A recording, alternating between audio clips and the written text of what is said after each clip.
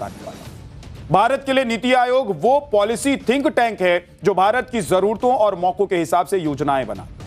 इसलिए जब 2014 में नरेंद्र मोदी पहली बार पीएम बने तो उन्होंने सबसे पहले उस योजना आयोग को रिफॉर्म करके रिबूट किया जो देश के विकास के लिए योजनाएं बनाता था। योजना आयोग में कई खामियों को दूर करने के बाद पीएम मोदी ने इसके एक्स्ट्रा को दुरुस्त किया और एक नया नाम दिया, नीति आयोग। नीति यानी कि national institution for transformation India, और यहीं से इंडिया की जबरदस्त ट्रांसफॉर्मिंग जर्नी की शुरुआत होती है, जो अब ऐसी स्पीड पकड़ चुका है कि 2047 में विकसित भारत बनाने का लक्ष्य और मजबूत हो चुका है। मोदी रुकने वाले नहीं है बॉस। ऐसा नहीं है कि मोदी पीएम की कुर्सी पर 12 साल बिताने पर कंफर्ट जोन में चले गए। होता ना कई बार कि अरे बहुत कर लिया, बहुत हो गया, अब थोड़ा आराम कर। लेकिन प्रधानमंत्री नरेंद्र मोदी की डिक्शनरी में आराम नाम का कोई शब्द ही नहीं है बॉस। कल पूरे देश ने उनके मजबूत इरादों की दहाड़ फिर से सुनी। कल एनडीए की बैठक में मोदी ने ठोक कर कहा कि राष्ट्रहित में कई बड़े और कड़े फैसले तेजी से लिए जाए। मोदी किन फैसलों की ओर इशारा कर रहे थे, आगे आपको बताने वाला। आजकल कांग्रेस और राहुल गांधी अपने ही देश की अर्थव्यवस्था को कमजोर बताने वाला ढिंढोरा पीट रहे हैं, लेकिन पीएम मोदी ने आंकड़ों के साथ बता दिया कि भारत ने ग्रोथ रेट में क्या कमाल करके दिखाया। मोदी ने यह भी बता दिया कि अर्थव्यवस्था की कमजोर ग्रोथ रेट कब थी, किसके शासनकाल में थी, और कांग्रेस की सरकारें देश की धीमी अर्थव्यवस्था का ठिकरा देश की बहुसंख्यक हिंदू आबादी पर कैसे फोड़ती थी। हिंदू ग्रोथ रेट जैसा टर्म कहां से आया, किसने पहली बार यूज किया, और यह टर्म यूज करने के पीछे सोच और साजिश क्या थी, आज यह भी आपको बताने वाला। भारत जिस स्पीड से 2047 तक विकसित राष्ट्र बनने के लक्ष्य की ओर दौड़ रहा है, अब मोदी उसी स्पीड को सुपर स्पीड में बदलने के लिए क्या क्या करने वाले हैं, इसका ट्रेलर भी मोदी ने कल दिखा दिया। डिटेल में आपको बताने वाला हूं। पीएम मोदी ने कल वो ऐलान कर दिया जिसके बारे में 2014 के पहले सरकारें सोच भी नहीं सकती थी और सोच ही नहीं रही। वो इतना सोचते ही नहीं थे। उनको लगता था कि 5 साल तक कुर्सी पर जमे रहे, फिर चुनाव आएगा, फिर चुनाव जीते और फिर 5 साल अपनी कुर्सी बचा कर रखे। इसके आगे वो नहीं सोच रहे। लेकिन प्रधानमंत्री नरेंद्र मोदी कुर्सी के साथ साथ देश के लिए सोचते हैं। वो चुनाव में प्रचार करने के लिए निकलते हैं तो उससे पहले देश में आगे क्या होने वाला है और क्या करना चाहिए और कितनी स्पीड से करना चाहिए, यह सब प्लान कर लेते। इसके बारे में आज आपको बताने वाला, लेकिन पहले एक ट्रेलर आपको दिखा।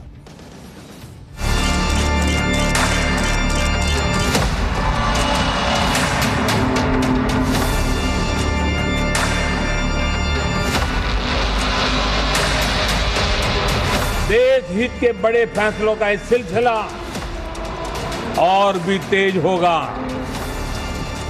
तेज गति से आगे बढ़ेगा।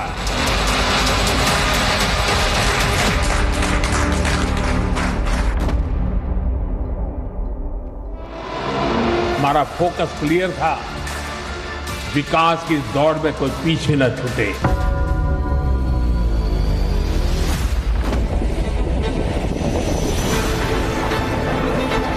देशवासी मेड इन इंडिया विमान में ही यात्रा करेंगे, वो दिन मैं देख रहा हूं।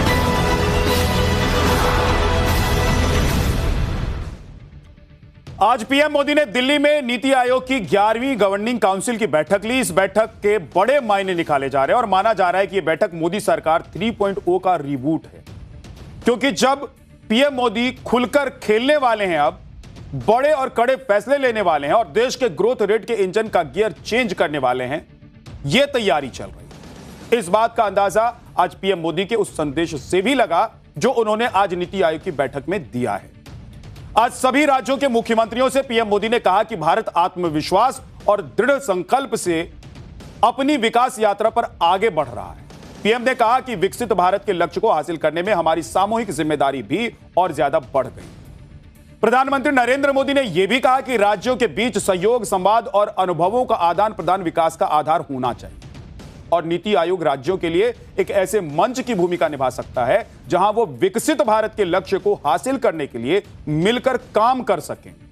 यानी कि पीएम मोदी चाहते हैं कि नीति आयोग वो प्लेटफॉर्म ना बने जहां सभी राज्य शिकवा शिकायतें करें, राजनीति का अखाड़ा बना दें उसके, बल्कि नीति आयोग वो मंच बने जहां सभी राज्य मिलकर अपने राज्य की तरक्की के लिए काम करें और एक दूसरे के बेहतरी डेवलपमेंट मॉडल को अपनाएं। और यही तो संघीय व्यवस्था का आधार है बॉस, क्योंकि कोई भी देश राज्य में बटा होता है तो फिर वो अलग अलग तरीके से काम करेंगे, लेकिन जब देश राज्यों में बटा होता है और एक साथ आकर एक प्लेटफॉर्म पर आकर काम करेंगे, आगे बढ़ने की नीति और नियत रखेंगे, तो सोचिए कि देश कहां से कहां पहुंच जाए। भारत जैसे लोकतांत्रिक देशों में जहां हर राज्य की अपनी सरकार होती है, वो केंद्र के सहयोग से अपने राज्य का विकास करती है, और जब राज्य विकास करते हैं तो देश विकास करता है। पीएम मोदी भी इसी मॉडल पर देश को 2047 तक विकसित राष्ट्र बनाने की कोशिश में जुटे हुए। बॉस, कल पीएम मोदी ने एनडीए की बैठक में ऐसी बात कह दी कि इंडी गठबंधन भीतर तक हिला हुआ है। मोदी ने सीना ठोक कर कह दिया कि अब और तेजी से बड़े और कड़े फैसले लिए जाएंगे। मतलब इंडी गठबंधन के जो नेता ये नैरेटिव सेट करने में जुटे हुए थे कि सहयोगी दलों के भरोसे तीसरी बार सरकार चला रही बीजेपी की मोदी सरकार अब गिर जाएगी, तब गिर जाएगी, ऐसा कुछ नहीं है। क्योंकि अगर ऐसा होता तो ना पीएम मोदी की बॉडी लैंग्वेज ऐसी होती जैसी आपने देखी, और ना उनके इरादे और उनके अल्फाज ऐसे होते। यानी कि मोदी ने इशारा कर दिया कि इंडी गठबंधन ने एकजुट होकर भले ही महिला आरक्षण संशोधन विधेयक को लोकसभा में पारित नहीं होने दिया, लेकिन मोदी सरकार चुप बैठने वालों में से नहीं है। मोदी सरकार फिर से ताकत जुटाई और देश की नारी शक्ति को उनके हिस्से का अधिकार दिलाने की जोरदार कोशिश करेगी। इससे पहले भी पीएम मोदी ने ऐसे ऐसे कड़े और बड़े फैसले लिए जिसके बारे में विपक्ष ने कभी सोचा भी नहीं था। मतलब सोचा क्या, कभी विपक्ष के दिमाग में भी नहीं आता होगा, क्योंकि विपक्ष तो हर चीज को वोट बैंक से जोड़कर और तौलकर देखता था। विपक्ष को ना उम्मीद थी कि मोदी और उनकी पार्टी और सरकार की परवाह मोदी किए बिना कुछ भी बड़ा फैसला ले सकते हैं, और ऐसा फैसला ले सकते हैं जो कभी विपक्ष ने सोचा ही नहीं होगा। तो राष्ट्रहित में मोदी कैसे फैसले लेते हैं, एक बार फिर से मोदी ने साफ कर दिया। आप देखिए कि जब मोदी 2014 में पहली बार पीएम बने, तब उन्होंने 900 दिनों के भीतर ही जाली नोटों का नेक्सस खत्म करने के लिए नोटबंदी का बड़ा फैसला लिया, और देश का टैक्सेशन सिस्टम सुधारने के लिए 1132 दिनों के भीतर जीएसटी का फैसला ले लिया। अब सोच रहे हैं बॉस, इतने बड़े बड़े फैसले और मोदी सरकार ने ऐसा लिया कि सब देखते रहे। जब मोदी 2019 में दूसरी बार प्रधानमंत्री बने, तब उन्होंने 61 दिनों के भीतर ट्रिपल तलाक की कुप्रथा को कानून बनाकर खत्म कर दिया। और इस कड़े फैसले के 6 दिन के बाद ही, यानी कि 2019 में दूसरी बार पीएम बनने के मात्र तब 67 दिनों के भीतर ही आर्टिकल 370 को खत्म करके सबसे बड़ा फैसला मोदी सरकार ने लिया और देश को एक नासूर से आजाद करा। और यही नहीं, 2019 में दूसरी बार पीएम बनने के महज 195 दिन के बाद ही मोदी ने सीए कानून बना दिया। बॉस, 2020 में जब कोरोना महामारी दुनिया में दस्तक दे रही थी, मोदी ने तभी भांप लिया था कि गरीबों के लिए रोटी का संकट आने वाला है। इसलिए मोदी ने 2019 में सरकार बनने के 300 दिनों के भीतर ही 80 करोड़ गरीबों की मुफ्त अनाज देने का बहुत बड़ा प्लान तैयार कर लिया था। यह स्कीम पिछले 6 साल से लगातार चालू है। इस बार भी मोदी सरकार 3.0 में मोदी ने सरकार बनाने के 300 दिनों के भीतर ही वक्त संशोधन कानून बना दिया। और कल पीएम मोदी ने एक बार फिर से बता दिया कि राष्ट्रहित में बड़े और कड़े फैसले और तेजी से लिए जाएंगे। एक बार सुनिए। एनडीए सरकार राष्ट्रहित में कोई भी काम करने से पीछे नहीं रही, और हम सभी को इस बात पर गर्व है। मैं आज देश को फिर आश्वस्त करूंगा, देश हित के बड़े फैसलों का इस सिलसिला और भी तेज होगा, तेज गति से आगे बढ़ेगा। भारत की जिस चमचमाती अर्थव्यवस्था को डेड इकोनॉमी बनाने में राहुल गांधी डोनाल्ड ट्रंप की हां में हां मिला चुके हैं, और कांग्रेस कैसे मोदी सरकार के विरोध में देश विरोधी बयानबाजी पर उतर आई है, ये भी आप देखिए। कांग्रेस जोर जोर से इस बात पर ढिंढोरा पीट रही है, और इस बात का ढिंढोरा पीट रही है कि देश की अर्थव्यवस्था कमजोर हो रही है, बर्बाद हो रही है, आर्थिक सुनामी आने वाली। यही काम कांग्रेस की पूर्व सरकारों के दौरान भी होता था, जिसका जिक्र आज पीएम मोदी ने किया है।